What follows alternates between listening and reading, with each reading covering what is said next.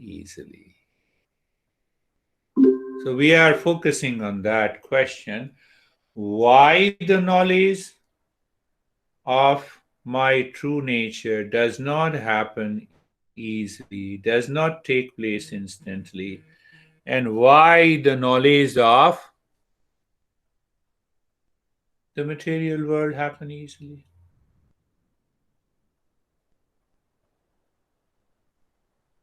Another way to see it.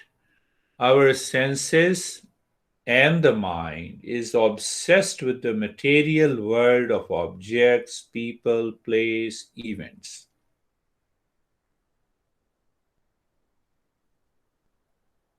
But there is no in the deeper mind. The moment the mind thinks of a happiness, it says spouse, money, eating, wearing, car, pleasure, power, possession. It enters instantly. Even I'm not thinking, it enters instantly because I have experienced these things again and again and again. And the same mind remembers the pain and the suffering and the short lived pleasure, and still it does not want to leave it. Where our focus is still there, we want to know why the knowledge of my true nature in meditation does not happen instantly, why the knowledge of the material world happen so easily.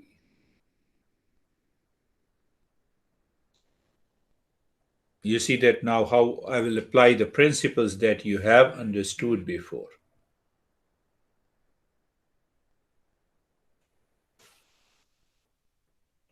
in a different way.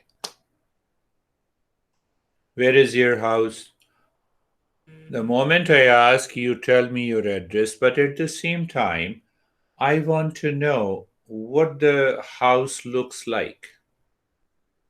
The mind goes by the shape and the size and the color and the amenities and the luxuries that is present in the house. Ask your mind. Is your mind asking what is the shape and the size and the color of the real self? Biggest problem. This mind habitually, the intellect is not asking, but the mind wants to say and clear. You have just expressed in the beginning. I see the space. So, yes, to seeing the space is good. But is the mind moving objectively? It wants to put you in front of the mind to recognize, here I have found you. So if the mind is so much obsessed to know a thing, and it knows one way to bring that thing in front of the mind.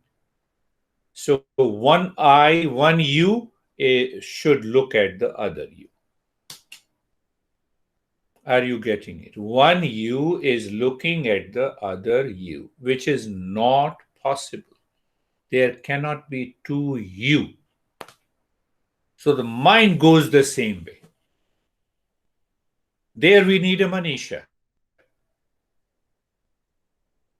Manisha means we filter out the way the mind is obsessed, the way the mind is looking at knowing the thing in the material world is not the way to see my true nature, to know my true nature. That is not the way. Clear? Why it is clear? It is clear, my friend, because I want to see myself. So there, I want to bring my true nature in front of my mind so that I can see it, I can feel it, shape, size, color. That idea in the mind makes the mind obsessed. It comes naturally to the mind. Why? Because mind has been doing it for years and years. Not only for years, but doing for many, many births. That is what the science wants to know. Oh, show me the real self. Very good. So I tell them that did you invent telescope? Yes. Is it a sophisticated instrument? Yes. Can you see the stars? Yes. Is it very sophisticated instrument? Yes. Show me the cell through the telescope. Even if it is spatial and the sophisticated instrument, you cannot see it. You cannot see the cell. You cannot see the living cell through a telescope, how big the instrument is. So it means we need a spatial instrument to see, to become aware of my true nature. Same example. The eyes are spatial instrument to see the form and the color. But the eyes are incapable of seeing the sound, seeing the sensation. So when I'm very much clear and the intellect filter out all these ways of knowing a thing, and these ways of knowing the thing through the senses and the mind, I have to get rid of it. The intellect becomes simple. Okay, then what should I do? Calm down. Be simple. Be clear. And when it is simple and clear, Arjuna said, all my delusions are gone. Now I understand. I'm separate from my body. The moment I feel that separation from my body, I experience I'm not the body. When I know that I am not the body, then other bodies are also not me.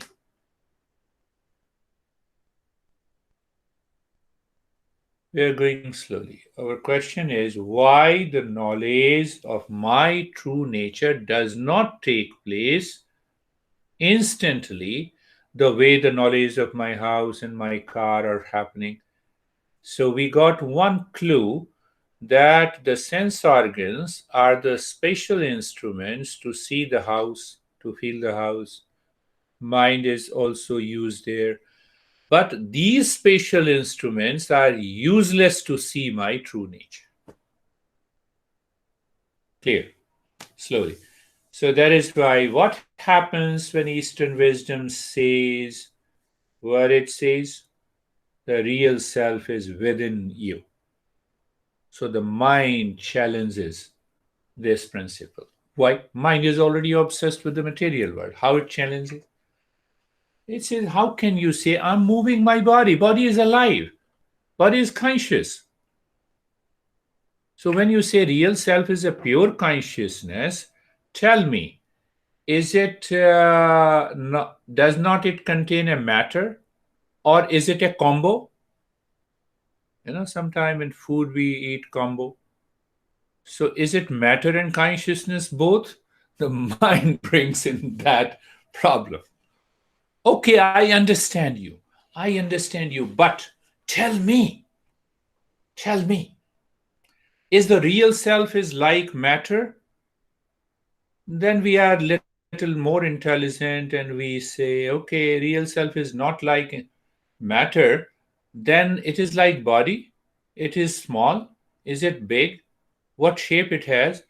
What color it has? The mind gets obsessed with it.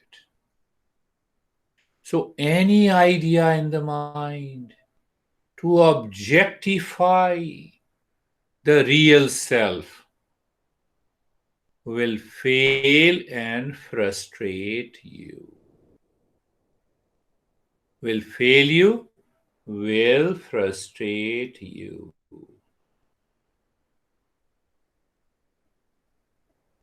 One thing.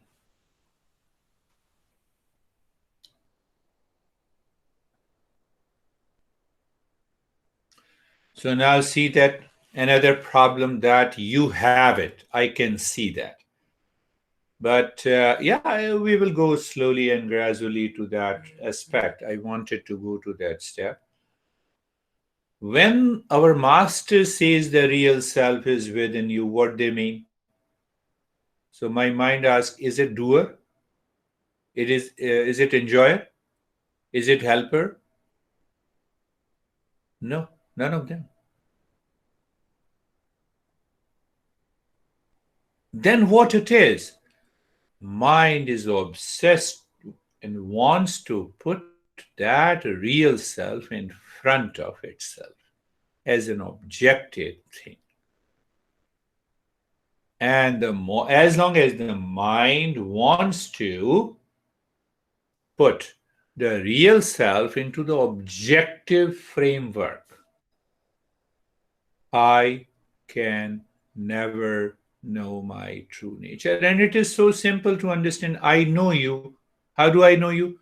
You as an object are in front of me. How do I know you? You are different and separate from me. How do I know myself? Oh, let me bring another I, which is different and separate from me, and then I will know myself. Wrong. It will never happen. So mind sneaks in, mind enters through the back door and it says, okay, now I'm not as you are talking of the real self is not small, big. You are talking that the real self is not a combo. Combo means combination of matter and consciousness. For all purpose, we take it for granted that body is alive, body is conscious. So hence I am the body. For all material purposes, I claim that I am the body. Why? How do you say that? Pleasure seeking mind.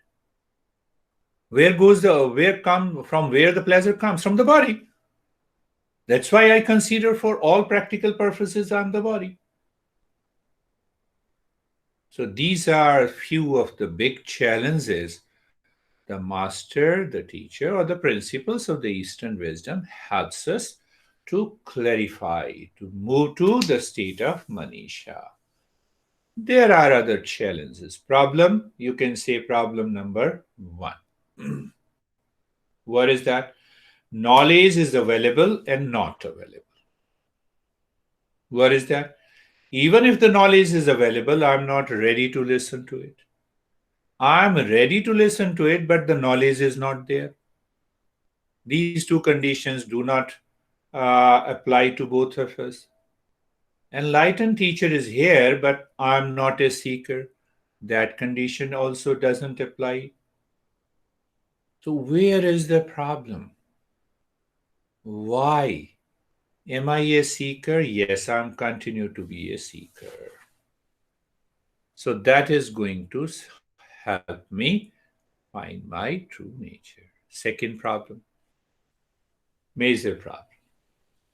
Mind is objectifying the real self all the time. What is that objectification? Is my ignorance, is my impurity, is my projection. Can I get rid of this projection, objectifying myself? I was in deep meditation and I saw many colors, and you always see that. I say, recognize them, accept them, let them come, let them go. My experiences are not me. I share my experiences. It's a beautiful experiences. Can any experience live forever? But I live. Experiences come and go. Experiences, they come, they go. Whether it's a painful experience, pleasure experience, high experience, low experience, but I remain. So, what I'm searching, I am. I'm not searching my experiences. But the mind get obsessed with I saw Jesus, I saw Krishna, continue to see it. That is your experience. How long that experience will continue? Maybe a day or 2 days, 3 days. After that, you'll be frustrated. Now, Krishna, why you disappeared? He was already not there. So why he should appear or disappear?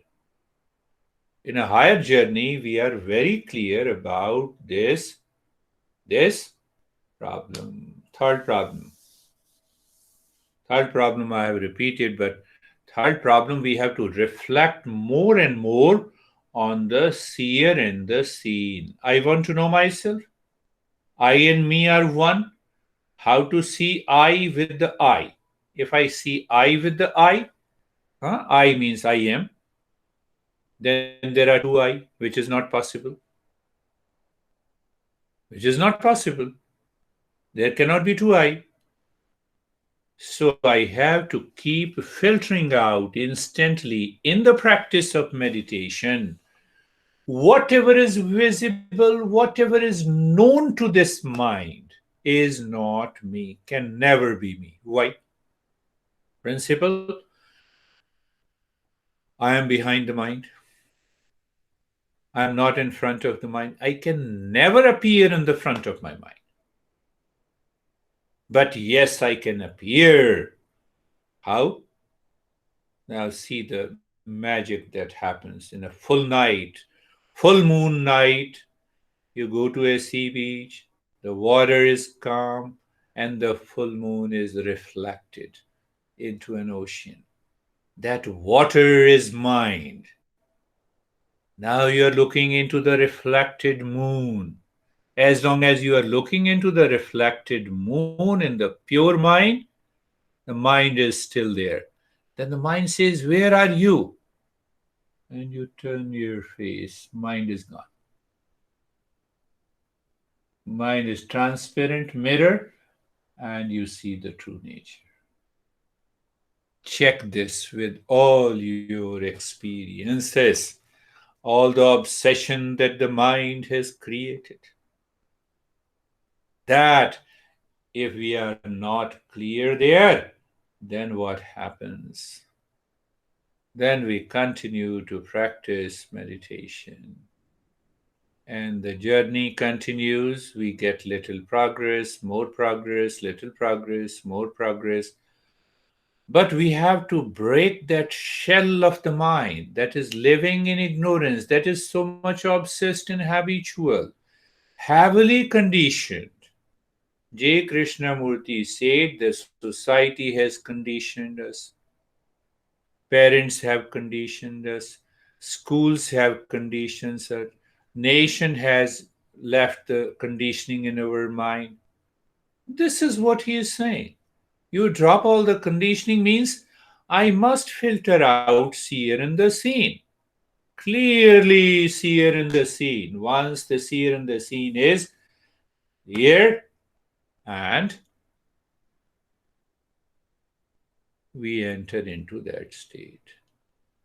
So, the first lesson Arjuna was crying, depressed, tearing down. He left all his ammunition that he used to carry on his shoulder. Krishna says you are important. If you are a counselor and some client comes to you and the client says, "Come on," and he starts tearing down and explains that I'm in depression, anxiety, duality, I cannot do anything, and your counselor says you are important.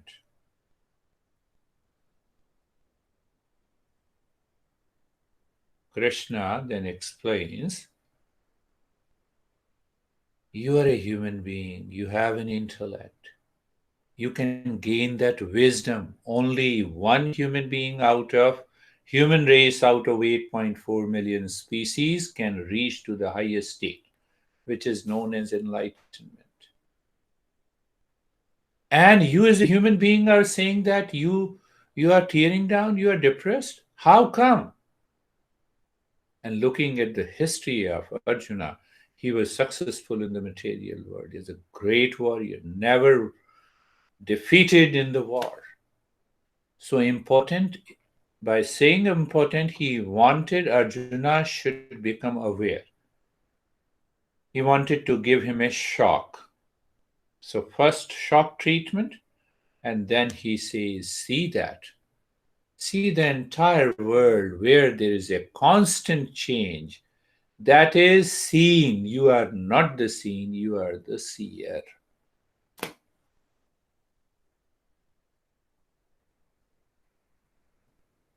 That is one.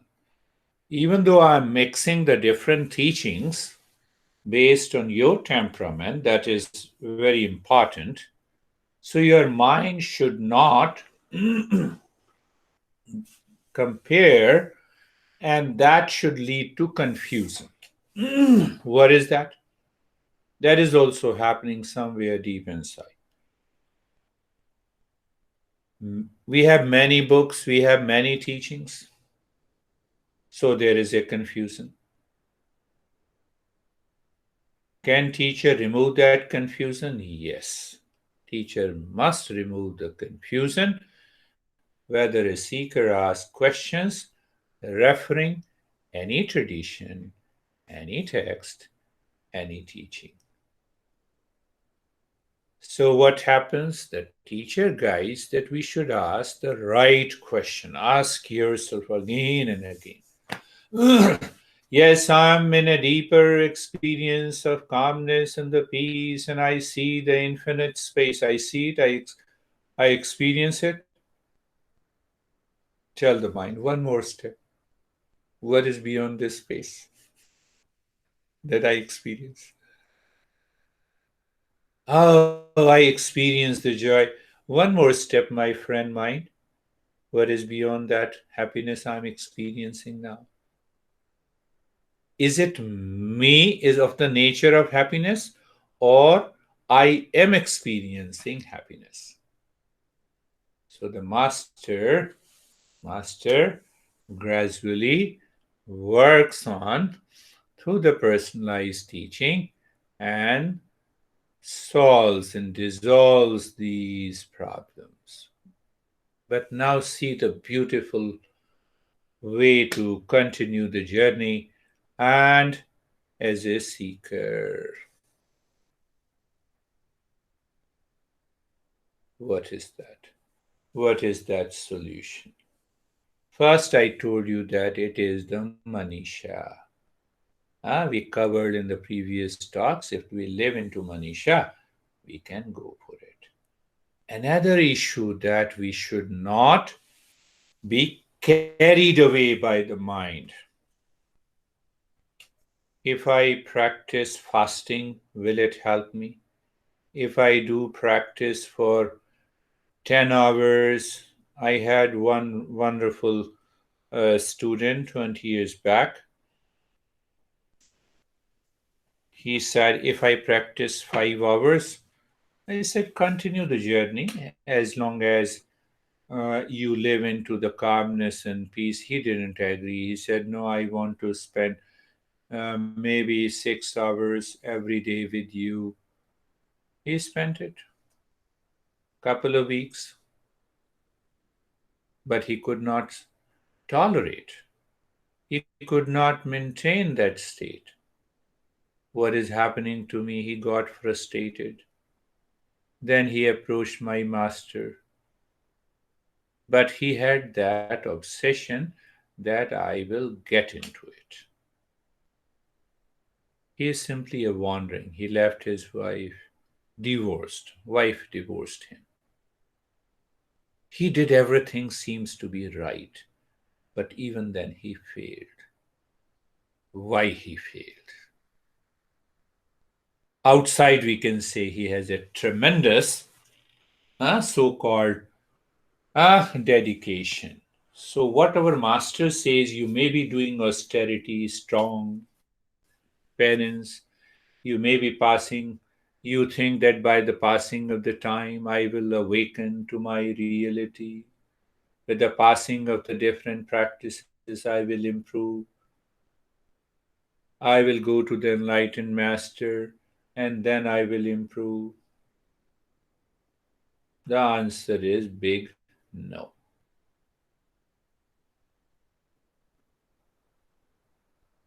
What is the answer?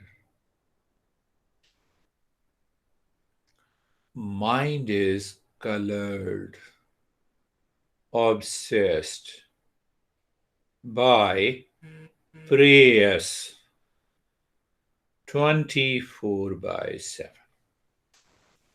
And it wants to see the meditative state through the lens of prayers. It will never happen. That is the biggest problem. What I like, you like this restaurant, that's why you are sitting here. By default.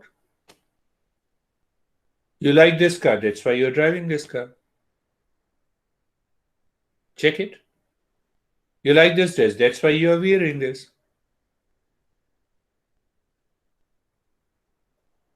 You don't like to have a beard, that's why you shave. You make it clear that you are remain shaved.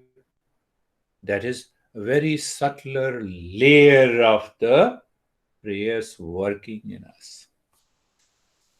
You have to replace it with the Shreyas. Continue doing everything outside. Continue doing everything outside. So what is happening when my mind is totally obsessed and working with the prayers, what I like and what is pleasant, we take it for default. I was just giving a lesson on Saturday's meditation, and I was saying that we live in a kind of anxiety in the modern world. That is why this word is known as the age of anxiety. Maybe some kind of age of anxiety, agitation, and stress. We have become more intelligent. We are holding on to it so that nobody sees outside that I'm in anxiety and agitation and the stress. We hold on, we control. So, what happens when you control? It becomes a new normal. It becomes a new normal in my life. And that new normal in my life is prayers. We have to recognize it. We have to recognize it and we have to uproot it and change the mind to Shreyas. What is Shreyas? I've been talking. Shreyas is nothing but what is right and good. It is the path to move within. It is also awakening to Manisha. Let me sit in that restaurant and become aware deep inside the mind. We are going to cover that sadhana panchakam in detail in that, so I'm just picking up slowly. Let me eat what I like, but that liking should not cause any anxiety, any excitement in me. That eating should not be a new normal in my life. Means what? I'm not attached to it. One. Second is there is a subtle ego that enjoys what I like and what is pleasant. No, I have the resources. Do it. Don't change anything outside. At the time of performing that action, whether it is of eating or doing anything, my mind must remind me of the path of the Shreyas. And within 2 or 3 weeks, you will find, oh, everything has changed. That the new normal, which was a habit for me, has changed. And you will see all those problems which I explained to you why the knowledge is not happening, is not taking place, even after the teacher gives you the knowledge, will break. You'll have the same, sudden revelation. Oh, this is so easy. You'll feel easy, carefree. How Shreyas enters the intellect and leads to Manisha. This is the way. What I'm doing? I'm teaching. Do I remember here and now that I'm expressing happiness from within while teaching you? Manisha? Am I teaching to focus on the very principle, not on the ego, not seeking the fruits of an action? Because the ego is there, it will seek pleasure. I'm seeking the fruits of an action. The mind will go back to the same pleasure and it becomes prayers. So, what this means? This simply means commitment. Now, see, I'm simplifying it. We came out. What is the question? Why the knowledge of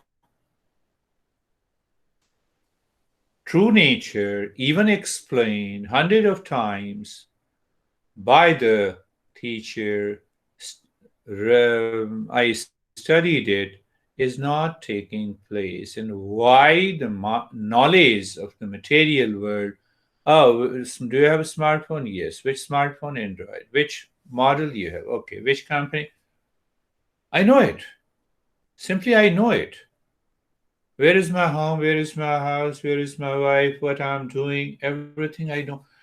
So, all those problems that we have understood can be dropped by a simple word which I say commitment. You can say commitment, you can say sincerity. Sincerity. What is sincerity? We should go deeper.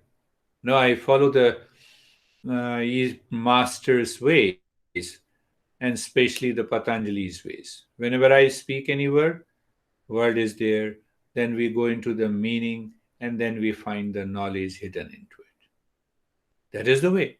True nature, word. What is the meaning? Satchidanand, absolute consciousness and bliss. Okay.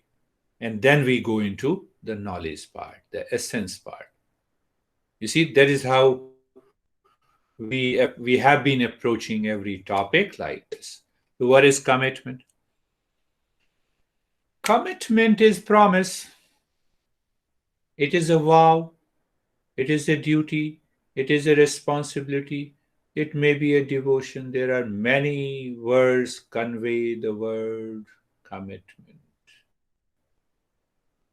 If that is the reason, I may study, listen to the teacher, do practice, but I am seeking something else from all these acts. What is happening? Mind, which is obsessed with the pleasure, does not have a clarity of the Shreyas inside. That is why I need a commitment.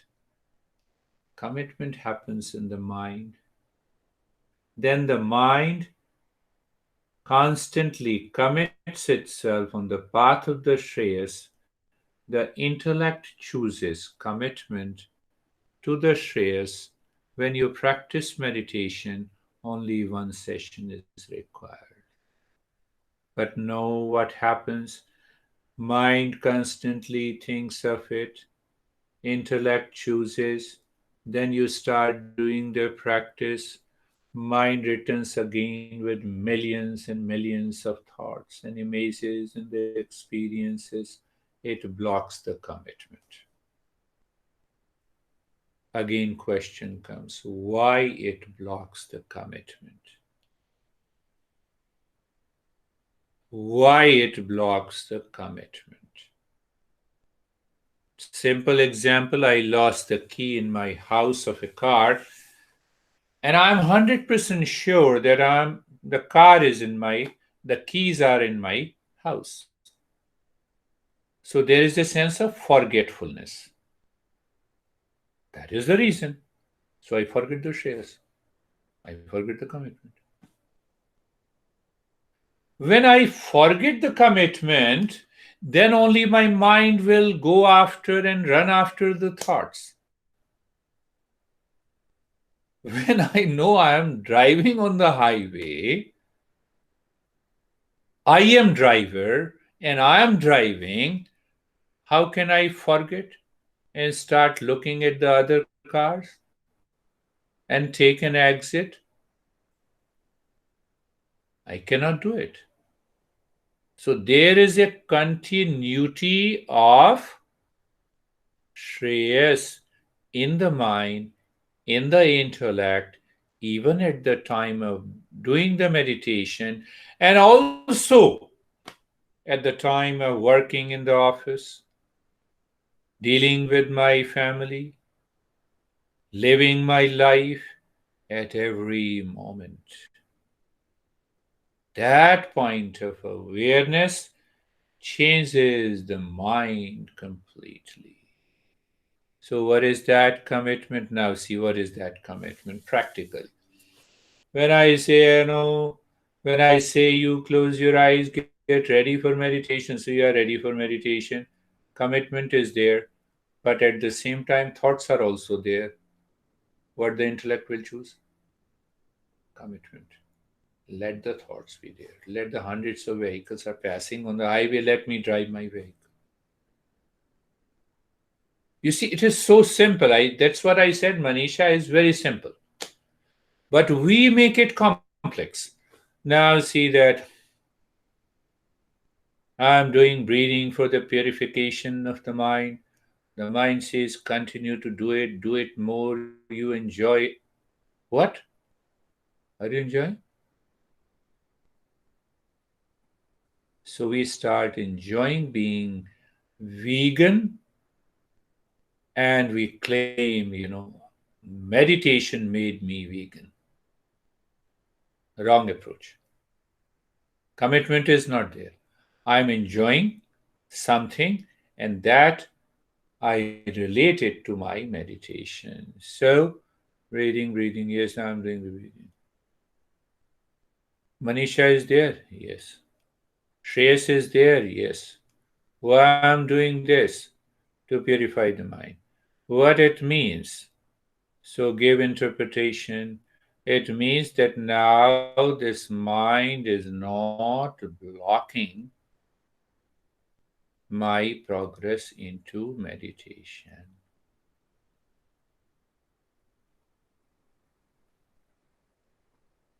It is not blocking.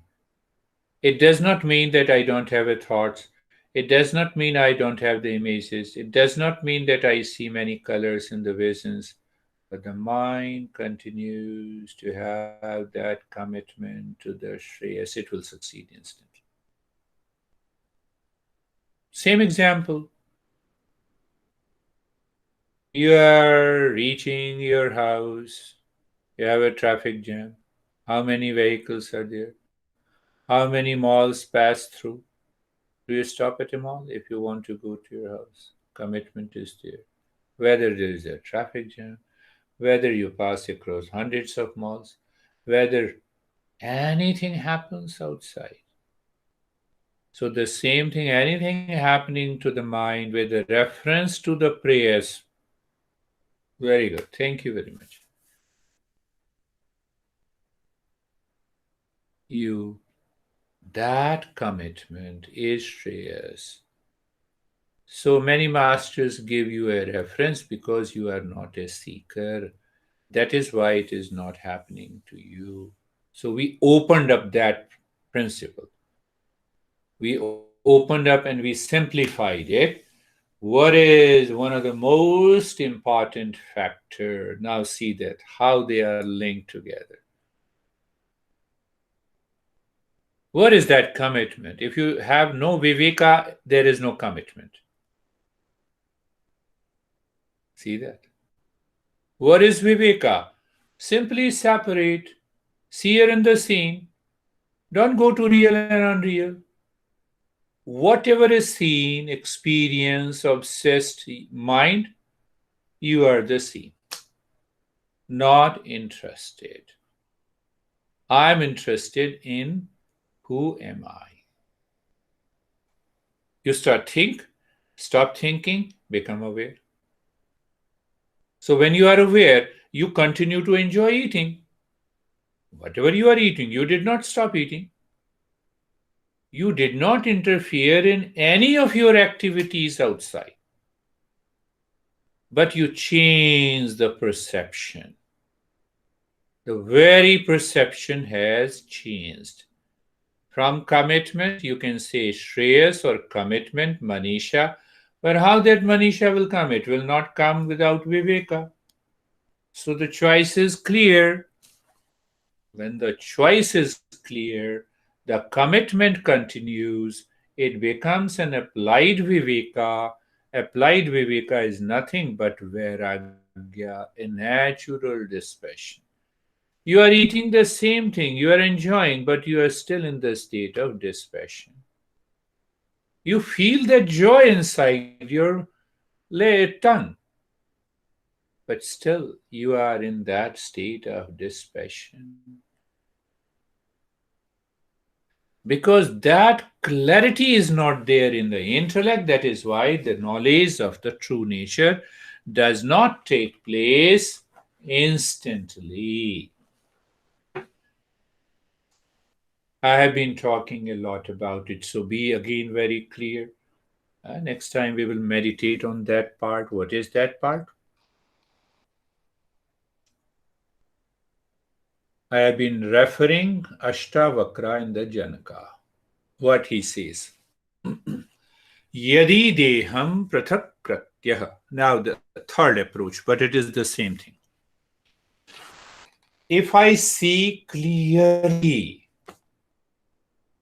that I am not the body, I am different from the body, body is not consciousness, body is inert matter, hence it is clear I am not the body, does that knowledge takes place? Ashtavakra says when that knowledge takes place, Chiri Vishramyatishtasi, the mind becomes crazy and obsessed only through the body and the prana. There is no other way. When I see I don't have a car, mind will ask me or think of it or imagine I will drive a car, I will go for vacation in my car. No thoughts. No thoughts. Thought is not there. Similarly, Ashtavakra goes very high. Say, Yari deham prathakratya. I see while talking, while living, while eating, drinking. I simply know that I am not the body. I simply know I am not the screen on which I am looking at you. So simple. That comes by the Manisha. So he did not talk about Manisha, Shreyas, Viveka, Vairagya. He simply says, go direct, forget the rest, become aware here and now, check it, maintain that awareness. Your body is moving. Is it consciousness? No. No, I see the light in this bulb. Okay, remove the electricity, show me the light. Oh, so body feels like it is living conscious body, but it is not. So more in the contemplation and reflection will drop all these problems raised by the mind. That is what happens. So yadi deham prathakratya chiti vishramya tishthasi, that chitta, that mind settles inside. What happens when the waves in the water disappears? What? Mind settles down. So what the third statement the Ashtavakra makes, adhunaiva sukhi shantah. You can instantly see in that calm water the moon is reflected. Adhunaiva sukhi shantah. You can be in peace and happiness here and now. And if you continue that, bandhamukto bhavishyasi, you break, what happens? You get a freedom from the suffering.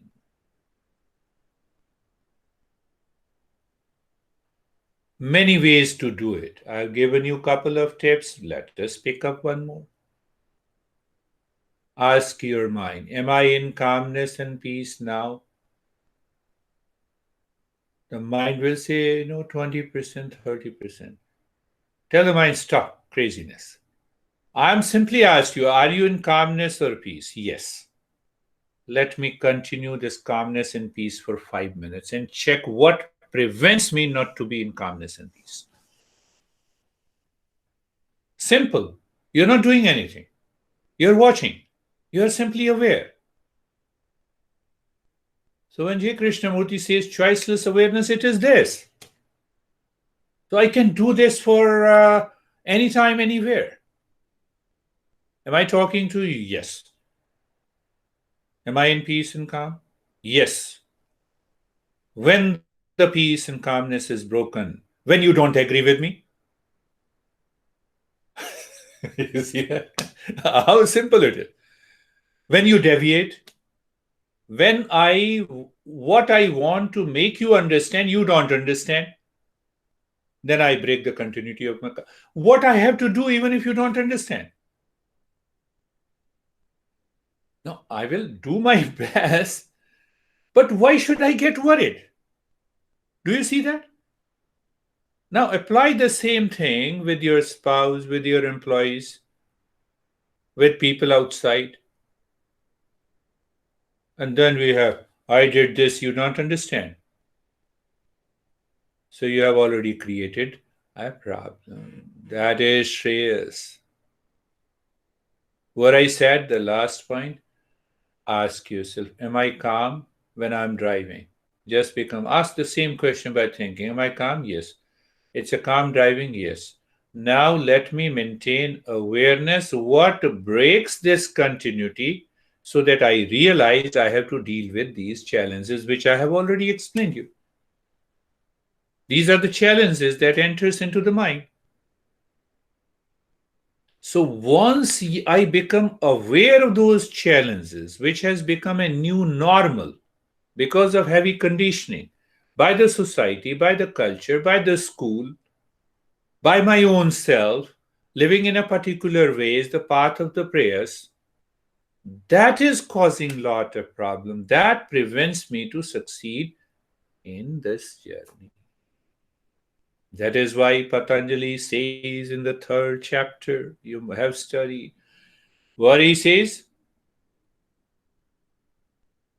Tatra pratyeka tanata dhyanam, uninterrupted flow of the mind on an object, and I have given you an object, is calmness, uninterrupted flow of the mind on the calmness is meditation. We will choose different objects later.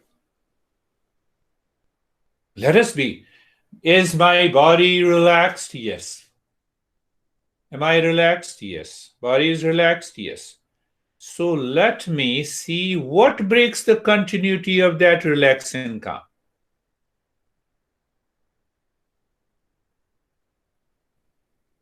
So you are not fighting with anything. Let me know. And the last statement, I tell you, the magic will happen. What is that magic? These continuities are broken only at the subconscious, habitual, and unconscious level.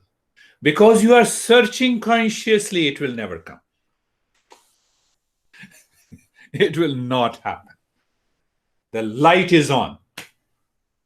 How can you say that darkness has entered when the light is full there in my room? Do you see that? Those subtle points.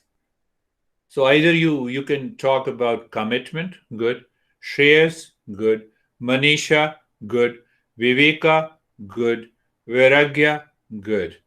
Oh, these are big philosophies. I don't understand. Don't understand. Be calm. Are you calm? Yes. Check the continuity of the state of calmness. That is why the knowledge of the true nature does not take place, because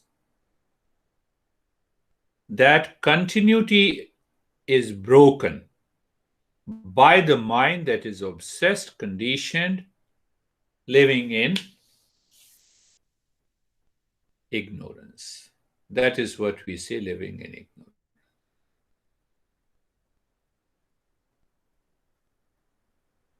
Do you see that? Do you see that? Listen to it. And the last step is wonderful. Just pick up at any point of time. Am I relaxed? Yes. No? Why not? The moment you start searching why not, you will enter into relaxation. And the moment you enter into relaxation, that is the light of awareness. In the presence of light of awareness, you want to search what breaks the continuity, it will never happen. And when it never happens, you are already there. Now you got a clue. This is the way. Now you sit in any meditation. The whole 1 hour of meditation, you will succeed in the state of meditation for 60 minutes. Whether you breathe, whether you chant the mantra, whether you don't do anything, whether you are simply aware of the breath. Continuity is there. That is what Patanjali says, Tatra Pratyek Tanata Dhyanam. So look at this. I summarized the teachings of different masters together. Patanjali says something, Chaitya Krishnamurti, choiceless awareness. Our traditional discipline says, become a seeker, have a viveka and vairagya. Another text says, Manisha. Come on, are you in Manisha? You're there. You know the continuity. And you are already. Commitment. I use the word even as just have a commitment, finished. But go deeply into understanding what is commitment. Ultimately, it will come to the same. Continuity is there or not?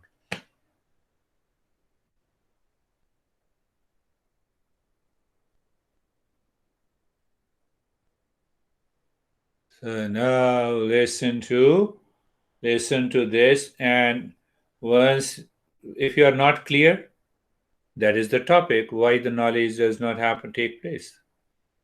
So pick up any principle,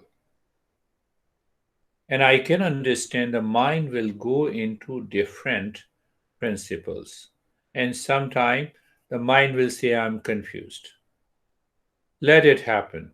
Listen again, do it again, and you will see there is a change in this 2 or 3